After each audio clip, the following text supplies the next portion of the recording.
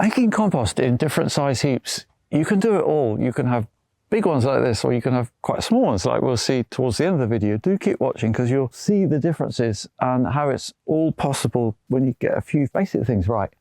And compost for me is important because any kind of gardening, it's valuable. It improves soil biology particularly. So it's worth the effort of doing it. And once you get a system set up, it doesn't take very long actually. And the results really more than pay for any time and effort put into it. So here we have a system of quite large bays, because this is a reasonably large half-acre, 2,000 square metre market garden. We get a lot of waste produce, leaves, stems, stalks come off the garden beds all the time. And at the moment we don't have any grass mowings because it's so dry. It's August, mid-August of a very dry summer. But nonetheless, that's only 6 days of composting.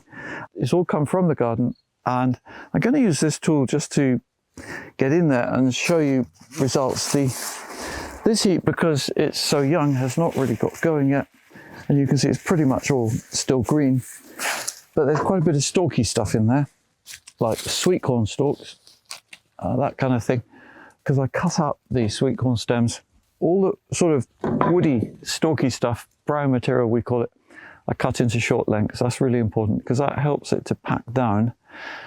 And that heap might take another 5 or 6 weeks to fill before we then move on to the next. So what I'm looking to do is have just one heap at a time. I'm not filling loads at the same time, except that I've got 3 different systems, partly for teaching purposes and to find out more myself.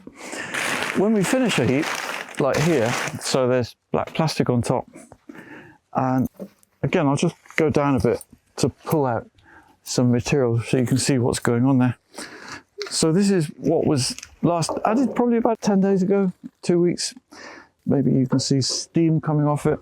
The temperature is close to 70 degrees actually, centigrade 150 Fahrenheit. It's a bit high actually. And I think that's one reason, because there's a lot of volume here, that contributes to heat. Like you'll see shortly, the heat in the Daleks or conical plastic bins doesn't really happen so much because there's not enough volume there. It's simply a question of that. Also because we're adding a reasonable amount of fresh green material, including weeds, kitchen scraps. A lot of stuff that you've been told you can't compost, you actually can. A lot of bindweed went in there, for example, thistles, goodness knows what else. It's all valuable for composting and disappears even if you don't get it hot. I know from experience making winter heaps which don't get hot, the weeds still disappear. It's only weed seeds that need heat to be killed. And then this heap, which we finished, the dates are all up here. We finished on the 7th of August, it was started on 29th of June. So just under 6 weeks to fill up to about there. And then it's already sinking. So this is one feature of composting. You are losing organic matter, you could say, through the heat, converting material into decomposed matter, and some carbon is escaping, CO2 and steam, a bit of moisture. It's called thermophilic as opposed to, say, bokashi, which I'll look at in another video. That's a different way of decomposing material. So this heap was filled entirely in June. That was 4 weeks, and it sunk quite a bit, and that's waiting to be turned. So that's another aspect of making compost. Do you need to turn a heap or not? Well, you don't have to. What I find though is that one turn makes a huge difference. So the heap that was here and that was made between the 6th of April and the 1st of June, so it was about 8 weeks in spring. We turned it on the 5th of August, so that's a week ago, from here to here. What does turning mean? Moving, basically, mixing it up, adding moisture if it's dry, shaking it out if it's soggy, so you can balance things out, get a nice, much more even result. And this is the result of what's happened in about 3.5 months. And it's some nice compost. It's looking good already. So there you have it. If I just get some in my hand, it's still feeling warm. It's around 50 degrees. And you can see bits of wood in there. That's fine, but short pieces always. So that's contributing to the fungal mass of the compost, because fungi break down the wood and bacteria break down the green, in broadly simple terms.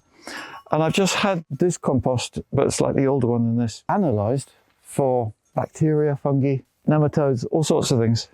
And the results have been good. They're all successful, but just different. And I'll put the results of that analysis in the video description. It's quite a long checkout. But if you want to know more about bacteria and fungi, it's good information. It just gives you more idea on the process. And I want now to show you a slightly smaller version run in a similar way. It's the 3-pallet system to compare and contrast with these bays here.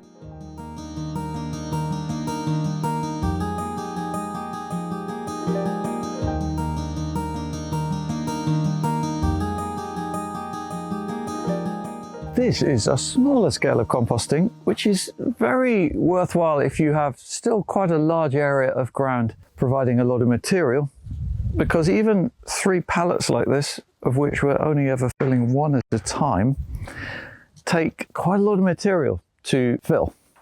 Don't underestimate how much raw material you need to make a decent amount of compost, which is why it's actually good to be a scrounger and just get hold of other people's waste, because there's a lot of it around. You know, so many people have organic matter that they can't use or don't want to use, from coffee grounds to grass clippings to weeds, spent hops from breweries, you know, you name it, the list goes on. So that's a possibility, a way of getting hold of and doing a service to other people, actually, removing their waste, saving it from landfill, whatever. Here we don't have that problem so much, but I'll still accept other people's waste if they give it to me. And so this is all garden waste again, and smaller bays. So these are just over 1 meter square, made by 4 pallets. And that's only a third of the volume. Those are nearly 3 cubic meters, 3 square meters, the big bays. So even though they don't look that much bigger, it's 3 times difference. And that means that the middle of these heaps don't get quite so hot, but they do actually get up to often 60 degrees if we keep adding stuff regularly. That's not the case at the moment because we haven't got so much green material because of the drought. Still got some. And the temperature there is reading not much more than 40 degrees, which is still the temperature of a hot bath. This tool, by the way, it's called a compost aerator, and you can buy it in all the usual places online. Might cost around £30, $40 or something like that. And yeah, it's not coming out much. It's basically, it's making nice compost. This heap is about 5 weeks old since we started it, and usually I fill these bays within 2 months. Might get a bit more this time. Yeah, there we go. So yeah, 5 weeks, that's looking all right. These I find, oddly, although they don't get quite so hot as those bays, they make what feels to me like a nicer compost. The compost analysis we had done was quite different, still good, just different. So smaller bays is feasible and possible, and these cost nothing. So just 4 pallets that you can get hold of for free, and all we have on each corner is 2 wires. And so to access the compost, you just undo 2 wires, and then that front pallet will swing open like a door, and you've got access to the material in there. And we do that when we want to turn it. So we've got the same mix of green and brown, and I normally keep a piece of corrugated iron against the rain on those 2 heaps, because normally we have a lot of rain here and that makes the compost too soggy when it's maturing or finished. At the moment it's the other way around, and I'm actually watering. So this is a good way to water a compost using a fine rose, not so much the jet from a hose pipe. So this spreads out the water and just enables it to gently soak in, seep into all the materials in there.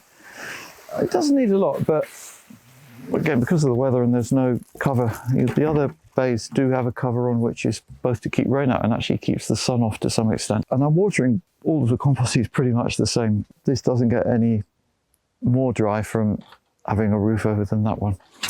So we finish filling this bay within about 2 months, at which point we'll leave it to sit here for maybe another 2 months, 6 weeks I would say minimum, before it's in a good shape to turn. Like this one here, finished 5 weeks ago, getting close to being at a stage for turning.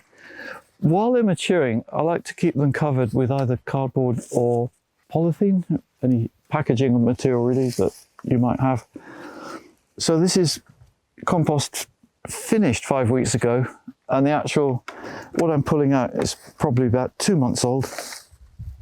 And yeah, it's looking pretty nice. In fact, it's so good I can quite easily shake it off there. But what I'm seeing here is a good moisture level, and that's encouraging me. It wasn't quite so dry when we made this heap. And another clue actually is smell. Oh yeah, actually that really does smell nice. It's kind of earthy. It's not pungent in any way. This is turning into beautiful compost, and it hasn't been turned yet. It's going to be turned into here. So we only fill each end bay in turn. In other words, when that one finishes in maybe a month, by that time, this one will be empty because its contents will have been turned into there. And that means we can then fill the other end. So we only fill the end heaps, alternating 2 to 3 months at a time. And this middle bay has, at the moment, it has the contents made in there through the winter and spring, roughly between December and April. And so this one, the heap started in May and was finished in June. That one started in July. So December to April, let's say between the middle of those 2 dates is February or March, is the compost you're seeing here now. So I'll just scoop it out with my hand. It's beautiful finished compost. And if we count from March, April to now, it's roughly 6 months. This is compost that's ready to use, but it's not hurting from sitting there, because at this time of year, August, we're not really spreading it. Partly I don't want it to just dry out, but we don't need it at the moment. It's more for spreading on the surface of beds in the autumn, early winter. And I will actually just go in here a bit, because the results of this one were actually not quite as impressive as I thought they might be. They were good, don't get me wrong. Yeah, all right, look at that. And what we're not seeing here is many worms. And the reason for that is because they've done their work. What this is and why it's so nice, that's worm compost. So this was full of worms. It's actually dry, it's not dry, but it's drying out a bit now. And worms like it really moist. So, oh, there is a worm. Having said that, if you want lots of worms, you know, you just got to make sure it's moist without being too wet. So that's where it can get a bit more challenging. But when compost is this nice, I'm looking to use it for potting mix, because I'm finding this kind of compost gives great results. So let's have a look now, and we can contrast the first 2 batches with what's going on in the conical bins over here.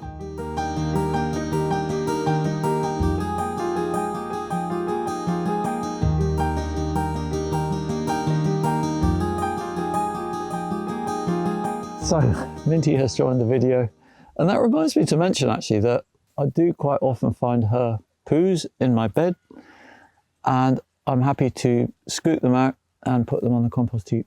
That is my take on it. And yeah, I know officially I'm not going to do that, but they all break down. So these are beautiful.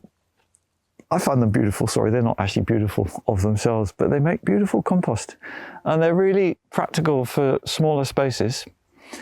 And in fact, I mention all this and explain it in my compost book. It has all of these details and more, if you really want to dive into this fascinating subject. So here is compost made last winter between December and April. Oh no, sorry, that's that heap. This is the current heap.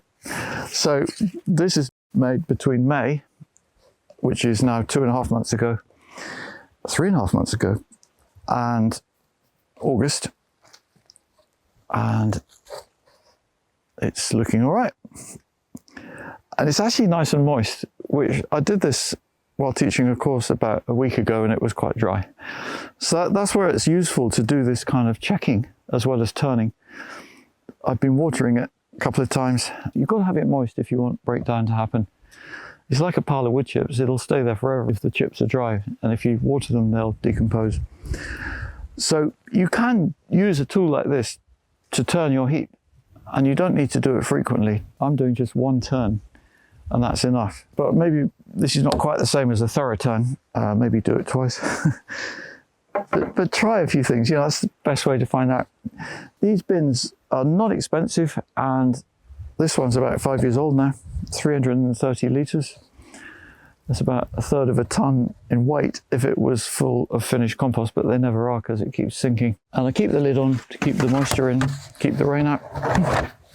And we add exactly the same materials to this bin as to the big bays, same proportion, roughly 2/3 to 3/4 green materials, which includes weeds, kitchen scraps, all fresh leaves, horse poo if you had it, coffee grounds, that's all green in composting terms.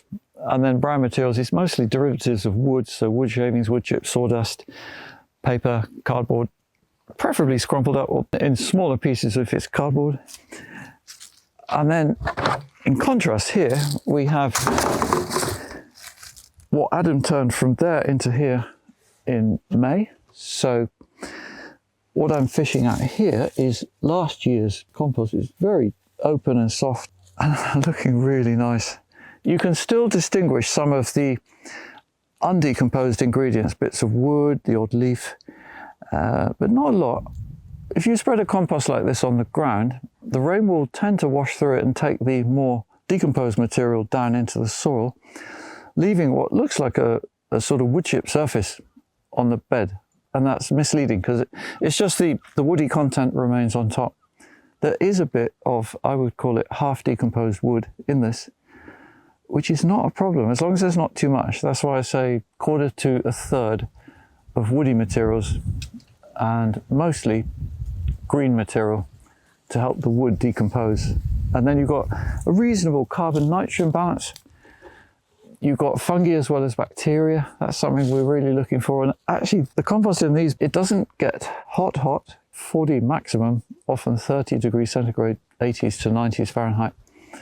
And that's not enough to kill weed seeds. So I wouldn't put a lot of seeds, weeds or even flowers actually, in these. I put them more in hotter bays, or if you don't have that, send them for recycling, for example. But the analysis of this compost came out as one of the best of all three that we've seen. So it shows how you can be successful, you can make great compost, whatever size of apparatus you have. And the main thing is just to keep adding stuff. You put some bindweed roots in, and everyone worries, well, they're not going to decompose. But if you keep adding stuff on top of them, they will decompose. They're not magical. They don't have superhuman powers. You know, they're detached from the main root. They're going to decompose as long as they've got stuff piling on top of them over the coming 2 weeks or so. They can't possibly grow in that situation. And a bin like this is fully enclosed, so there's no light coming in at the edge. And I forgot to mention that actually on the pallet bays where I'm lining the inside with cardboard. And that really works because you don't actually want air flowing into a heap. You want to keep the moisture and warmth in there. And the cardboard is an insulating material which holds warmth closer to the edge, so you get a more even result. You know, I'm finding those pallet bays make fantastic compost, and so do these. Well, they all do. So do have a try if you haven't tried it before, because composting, making compost is really fun.